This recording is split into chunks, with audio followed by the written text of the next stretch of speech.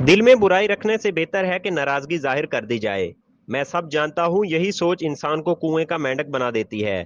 दो बातें अपने अंदर पैदा कर लो, एक चुप रहना और दूसरा माफ कर देना, क्योंकि चुप रहने से बेहतर कोई जवाब नहीं और माफ कर देने से बेहतर कोई इंतकाम नहीं।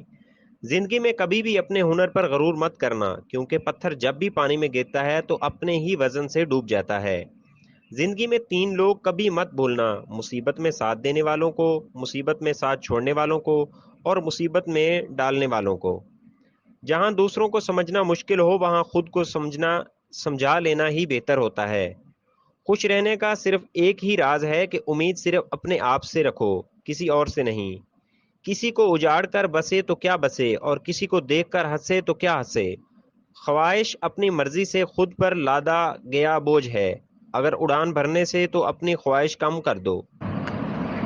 अपने दुश्मन को हजार मौके दो कि वो आपका दोस्त बन जाए, पर अपने दोस्त को एक भी मौका ना दो कि वो आपका दुश्मन बन जाए। चापलूसों और चालाक लोगों से होशियार रहना। सुना है तारीफों के पुल के नीचे मतलब की नदियां बहती हैं। शर्मिंदगी उठाने से बेहतर है कि तकलीफ उठा ली जाए।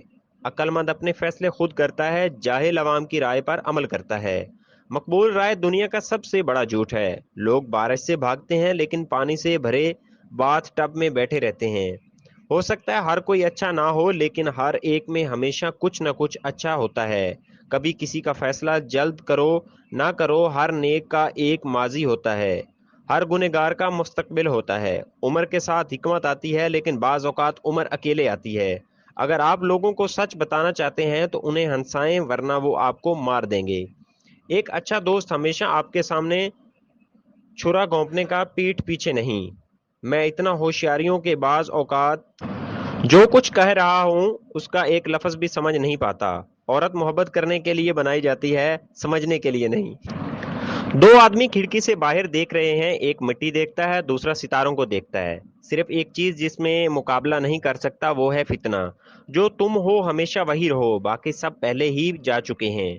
मैं आपसे माफी चाहता हूँ, मैंने आपको नहीं पहचाना। मैं बहुत बदल गया हूँ।